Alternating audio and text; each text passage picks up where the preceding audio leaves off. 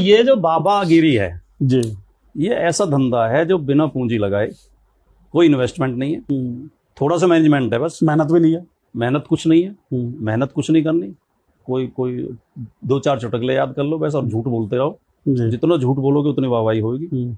और इसमें इतना धन है और इतना सम्मान है कि लोग पैरों में पड़े रहते हैं और सारे बाबा जो है चार्टेड प्लेन में घूम रहे हैं। धर्म के नाम पे लोग लोगों को बहकाते हैं, ठगते हैं, उल्लू बनाते हैं कुछ लोगों के। अच्छा, जिन लोगों की रोजी रोटी चलने लगती है वो उस पाखंड को बढ़ाने में लग जाते हैं। जिन लोगों की रोजी रोटी, क्योंकि उन्हें ये पता है कि अगर पाखंड कम हुआ तो हमें भी मेहनत करके खाना पड़ेगा। राइट। तो रात दिन इसमें लगे रहते हैं कि लोगों में अंधविश्वास कम ना हो जाए। और ये एंकर इसलिए साथ दे रहे हैं कि ये एंकर और सरकार और कथावाचक तीनों एक जगह जुड़े हुए हैं। जब से राज सत्ता का उदय हुआ है जी, और जब से धर्म सत्ता का उदय हुआ है, पूंजीवाद ने, धर्म सत्ता ने और राज सत्ता ने आपस में हाथ मिलाए रखे हैं। ये तीनों एक दूसरे की रक्षा करते हैं। जी।